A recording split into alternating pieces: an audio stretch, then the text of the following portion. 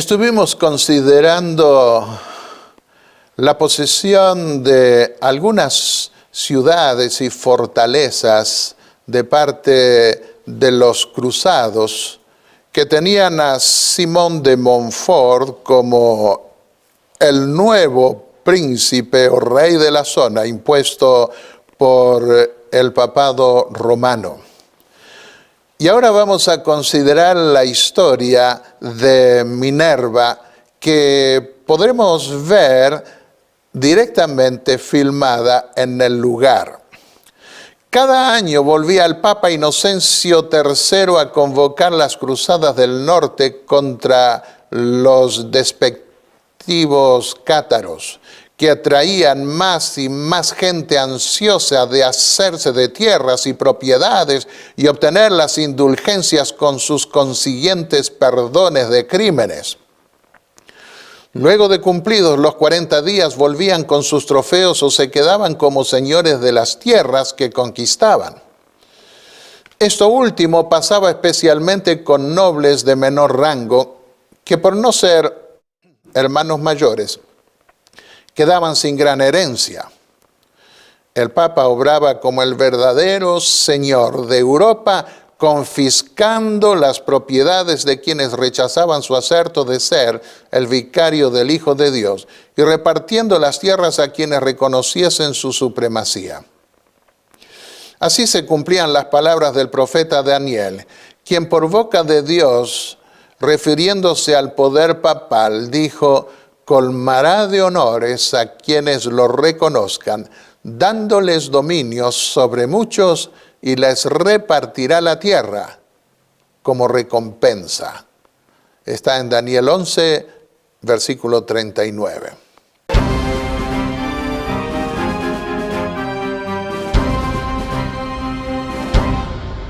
Los cruzados, comandados por Simón de Montfort, el nuevo señor del Languedoc, destruían viñas, quemaban plantaciones, empobrecían las regiones de sus antiguos señores, quienes ahora peleaban como príncipes sin títulos, ni tierras, ni propiedades.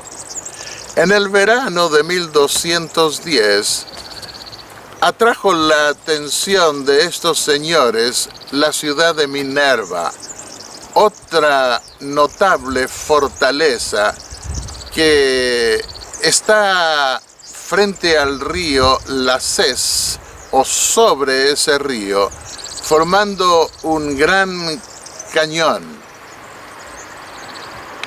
La montaña rocosa sobre la cual el castillo se construyó llevaba los efectos de siglos de lluvia. Las montañas de alrededor son más altas que Minerva, como en Cabaret o Las Tours. Pero el castillo está lleno de casas y edificios de piedra, lo que no permite ver qué es lo que hace la gente adentro. Se invita a los turistas a entrar en la ciudad y tomar vino en una cantina. Qué burdo testimonio queda de un lugar consagrado por tanta gente noble y pura que prefería ayunar antes que ceder a apetitos pervertidos. Guillermo era el señor de Minerva y profesaba abiertamente creer la fe de los amigos de Dios. A diferencia de Cabaret, se tiene acceso a esa fortaleza aún habitada por un alto puente medieval o desde una de las montañas que la une con el castillo por un estrecho desfiladero. Este segundo acceso estaba bloqueado en la época de la cruzada por una muralla maciza y sin ventana. A ese lugar recurrieron muchos predicadores amigos de Dios en busca de refugio, ya que parecía dar garantía de protección contra la infame crueldad que tronaba de Roma y que se encarnaba en Simón de Montfort y los obispos del lugar. El 15 de junio de 1210, llegaron las fuerzas de Simón de Montfort, que se dividieron en un triángulo para tratar de romper más fácilmente las defensas de la ciudad. El campamento de los cruzados parecía una villa miseria, con gente escarbando por doquiera para ver si conseguía madera y paja para protegerse del sol. Debían apurarse para tomar la ciudad antes que el calor del verano hiciera estragos entre ellos. Para ese entonces ya habían desarrollado los franceses una ingeniería de máquinas de destrucción más fuerte que podía arrojar grandes piedras a distancias mayores. La principal terminó llamándosela Malvoisine, mala vecina.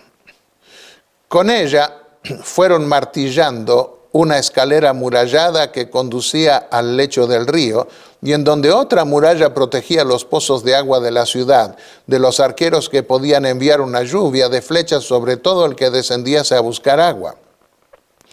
Si los que estaban dentro del castillo perdían acceso a esos pozos de agua, toda esperanza de soportar el sitio estaba perdida. Los asediados en el castillo debían intentar, por consiguiente, destruir de alguna manera ese trebuchet llamado Malvoisine. Cierta noche, al ir terminando el mes de junio, unos pocos hombres del castillo se escurrieron a hurtadillas por el desfiladero del cañón producido por el río. Luego se treparon por el otro lado del cañón. Tomaron por sorpresa unos pocos que cuidaban el trebuchet y le prendieron fuego. Pero uno de los que sorprendieron alcanzó a gritar antes de morir, alarmando al resto de la cruzada. La Malvoisine fue salvada. Los narradores no cuentan si los que atacaron por sorpresa lograron volver al fuerte. Guillermo de Minerva supo entonces que debía tramitar la rendición o morir de sed con toda la ciudad. Después de un regateo considerable, ofreció a Simón de Montfort todas sus tierras y castillos a cambio de un pequeño feudo en un valle. También aceptó Simón no matar a los habitantes de la ciudad, algo digno de ponderar entre los caballeros del siglo XIII. Pero el legado papal, Arnaldo Amaury, el mismo que había dicho que matasen a todos los 20.000 habitantes de Béziers sin importar la profesión de fe, dejando a Dios hacer la diferencia después, llegó justo al lugar en la víspera de la capitulación como para intervenir con sus condiciones. Exigió que todos los habitantes de la ciudad jurasen lealtad a la Iglesia Católica y abjurasen de toda otra fe. Algunos hombres del norte se enfervorizaron entonces y pensaron que no correspondía que hubiesen venido de tan lejos para ver tanta compasión. Pero Arnaldo les respondió: no se preocupen, creo que muy pocos de ellos van a convertirse. Guillermo de Minerva consideró con su pueblo las condiciones de la Iglesia Católica para la rendición. Los únicos inmunes, aún en tales circunstancias, a un acuerdo tal, eran los 140 predicadores a quienes sus enemigos llamaban perfectos herejes y que vivían en casas separadas para hombres y mujeres. No eran suicidas ni buscaban la muerte, pero la vida en este mundo les interesaba únicamente en función de su predicación, como una oportunidad más para compartir el Evangelio y salvar más almas. Solo 3 mujeres predicadoras abjuraron, siendo miradas con compasión por sus hermanas en el ministerio, que prefirieron la muerte antes que negar al Señor que había muerto por ellas. Porque el que quiera salvar su vida, la perderá, dijo el Señor. Y el que pierda su vida por causa de mí, la hallará. Mateo 16, 25. Los 140 predicadores amigos de Dios fueron conducidos hacia abajo por la escalera de piedras, casi del todo destruida, hasta el fondo del cañón del río. Los ataron a una hoguera y les prendieron fuego. Una inscripción en la Iglesia Católica del Fuerte dice, sin embargo, que fueron quemados a la puerta del templo. Uno de ellos replicó a un sacerdote que lo instaba a abjurar: ni la muerte, ni la vida puede arrancarnos de la fe a la cual estamos unidos.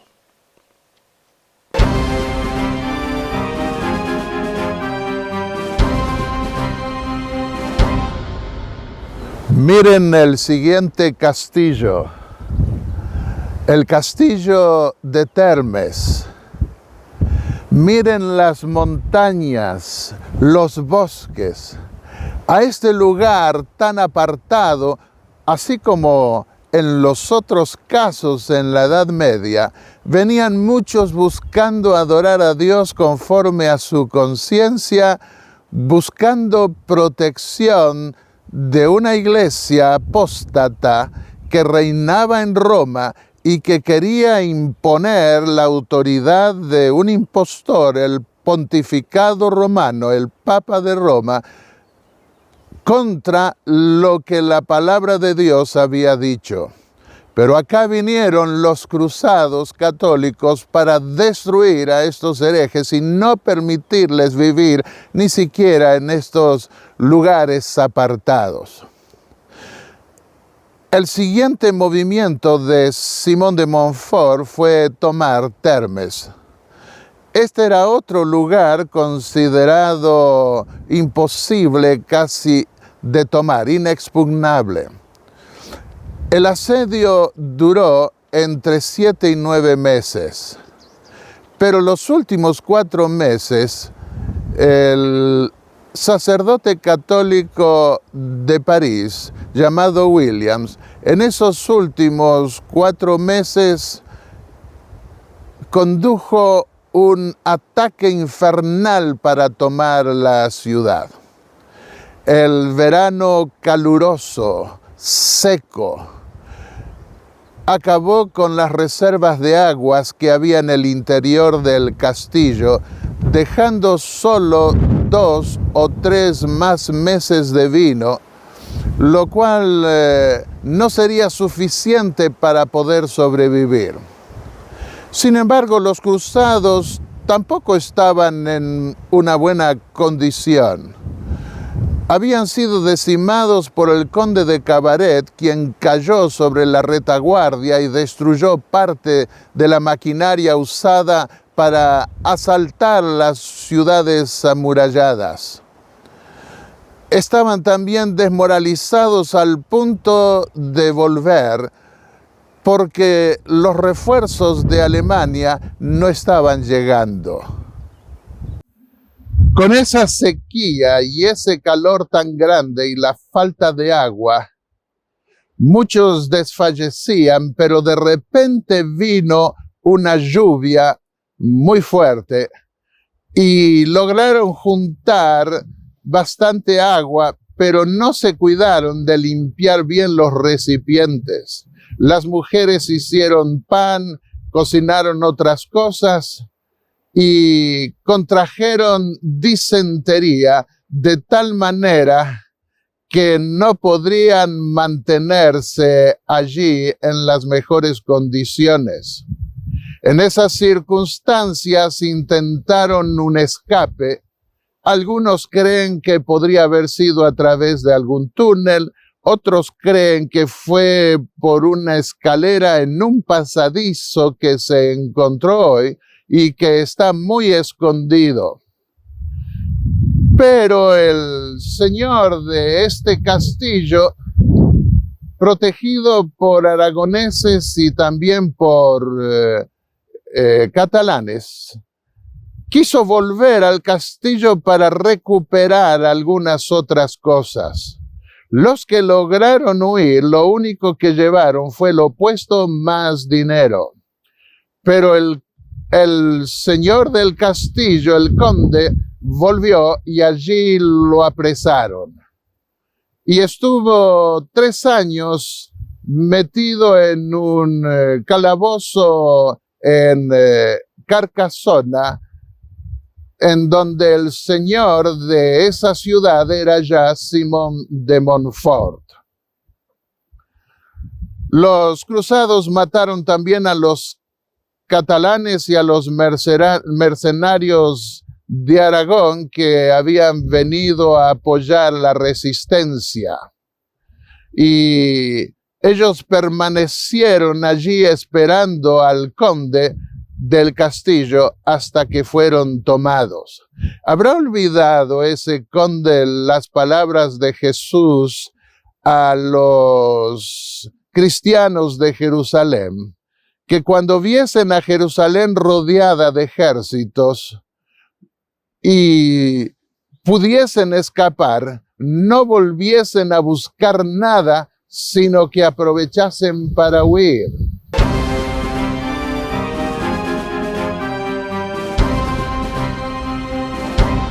Ahora consideremos algunas capitulaciones y la situación de Tolosa, la ciudad principal. La caída de Termes, más una sucesión de ahorcamientos y quemas en la hoguera, condujeron a otras capitulaciones, inclusive en Cabaret. La piedad violenta del catolicismo romano que se había apoderado de los principales castillos del Languedoc parecía imposible de frenar. Por lo cual muchos amigos de Dios estaban viendo que era mejor buscar refugio entre las montañas y los bosques solitarios que en los castillos.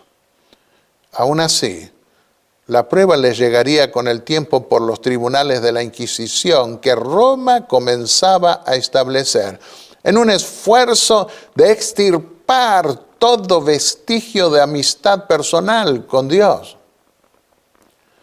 Todo indicaba que el turno le llegaba ahora a la ciudad de Tolosa, una ciudad cercana a Carcasona y que competía con Roma en cantidad de habitantes. Se contaba entre las 3 ciudades más grandes de Europa para ese entonces. Arnaldo Amauri, el prelado papal que se hizo famoso por su orden de exterminar tanto a católicos como protestantes en el asedio a Béziers, donde había también valdenses, volvió a excomulgar al conde de Tolosa en septiembre de 1209 por no haber quitado de sus puestos administrativos a los judíos ni expulsado de sus territorios a los aborrecibles cátaros. También puso la ciudad en entredicho. Eso significaba que no habría servicios religiosos, ni bautismos, ni extrema unción, ni entierros católicos en su ciudad. El obispo Fulk, ahora de Tolosa, emprendió una predicación de amenazas con los fuegos del infierno que envenenaban el ambiente. Amenazas en realidad más dignas del Corán que de la Biblia. Atacó a los judíos y a los cátaros acusándolos de usureros porque no condenaban el capitalismo de la ciudad y daban libertad a cualquiera para hacer negocios y volverse ricos. Todos sabían que el mismo obispo se volvió extremadamente rico y que tanto él como otros sacerdotes codiciaban el dinero y las propiedades tanto de los judíos como de los cátaros. Debemos tener en cuenta que la Iglesia Católica consideraba al dinero como pecaminoso, así como veía en la mujer un símbolo de corrupción. Todo esto mientras requería rapazmente la recolección de impuestos de los que una gran suma iba para la Iglesia. Simón de Montfort exigió incluso un impuesto extra en todo el Languedoc para el Papa.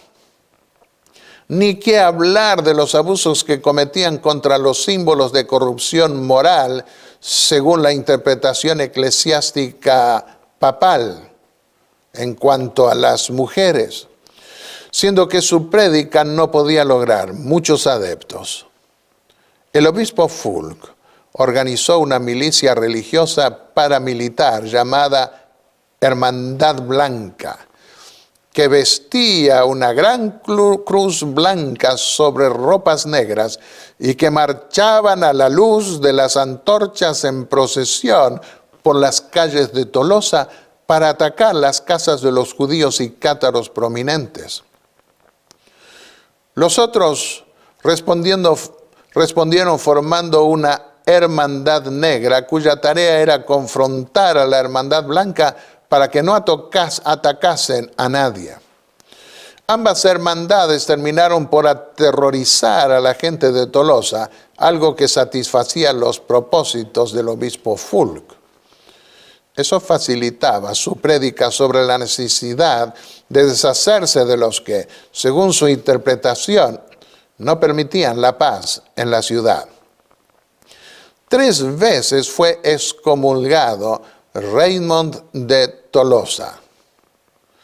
Al mismo tiempo, el obispo Fulk le exigía salir fuera de las murallas de la ciudad para que los sacerdotes pudieran librarse del olor pestilencial de un excomulgado y vestirse con el olor santificado del sacerdocio.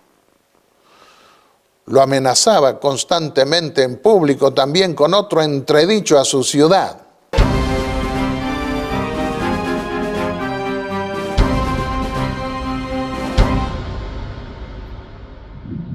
Buenos días.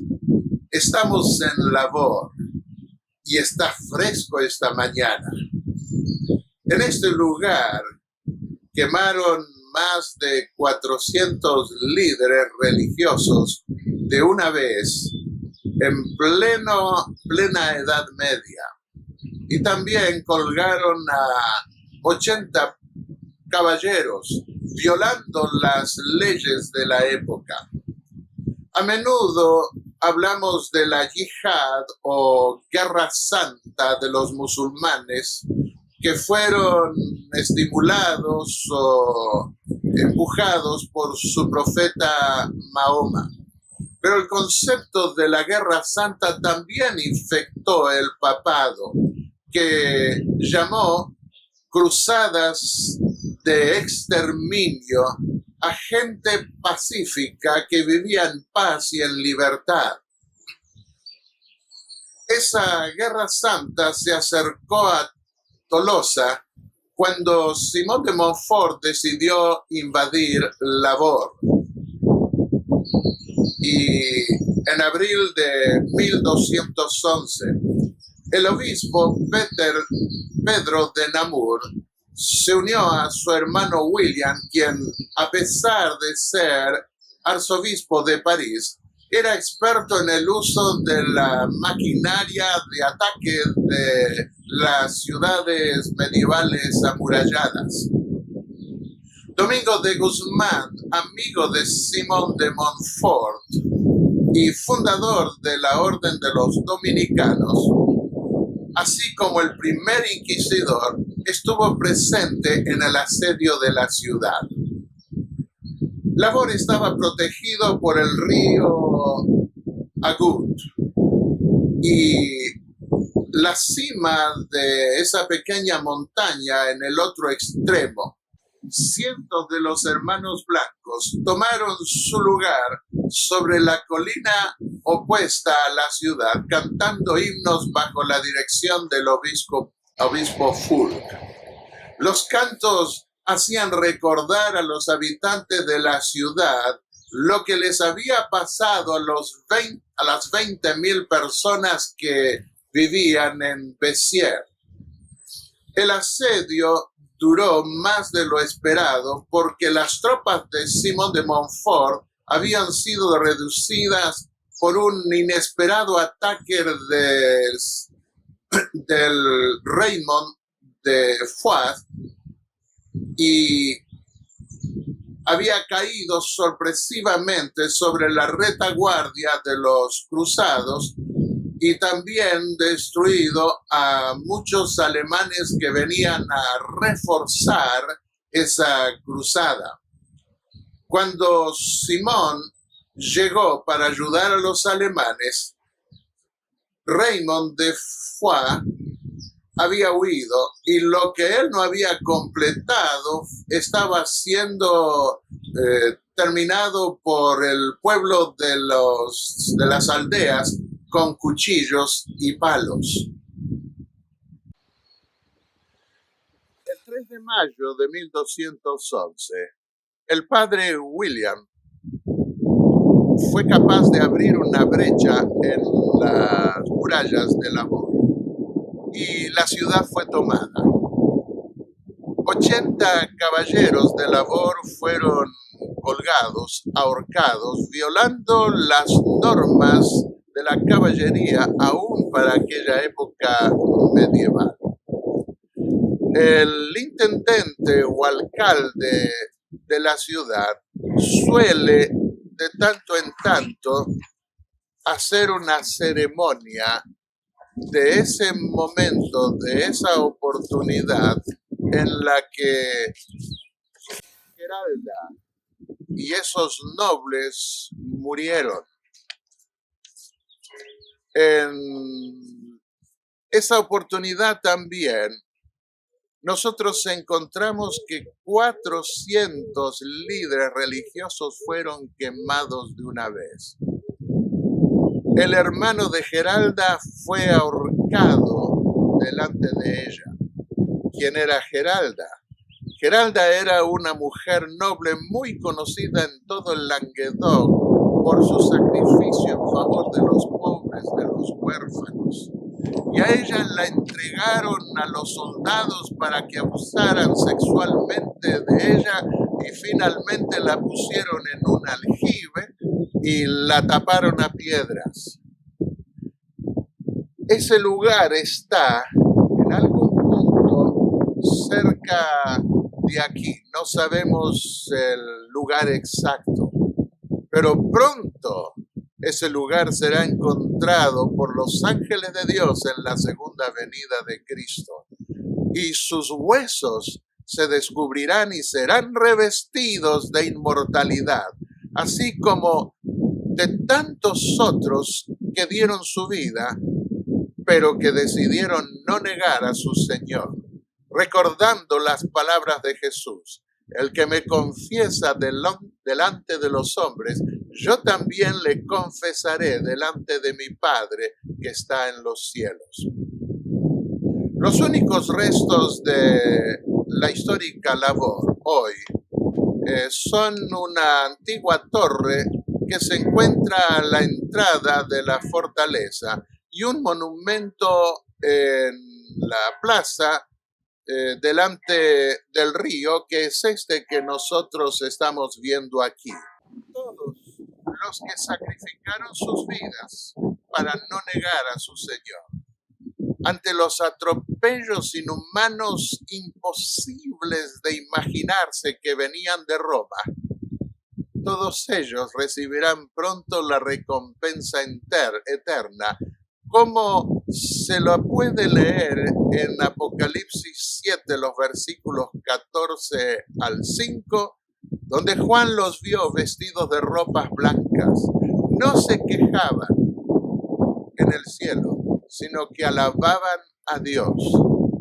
E indudablemente, lo que les tocó padecer aquí le resultará poco comparado con el eterno peso de gloria del que disfrutarán por los siglos de la eternidad.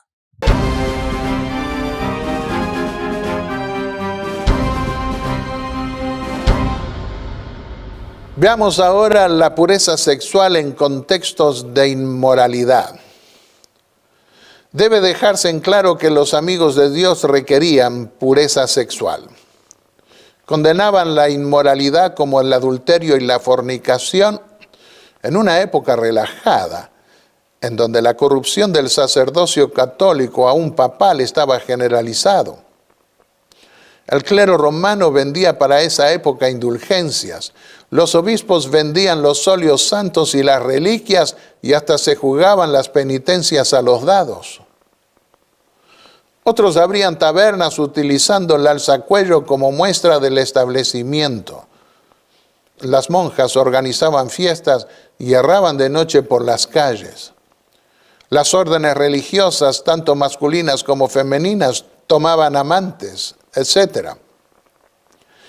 Esta era la hora más oscura del papado, cuando los pontífices se sucedían unos a otros con pasmosa frecuencia, y cuando papas y obispos habían llegado a ser señores feudales en cada intriga que se armaba, reinando la corrupción en los oficios más altos de la Iglesia.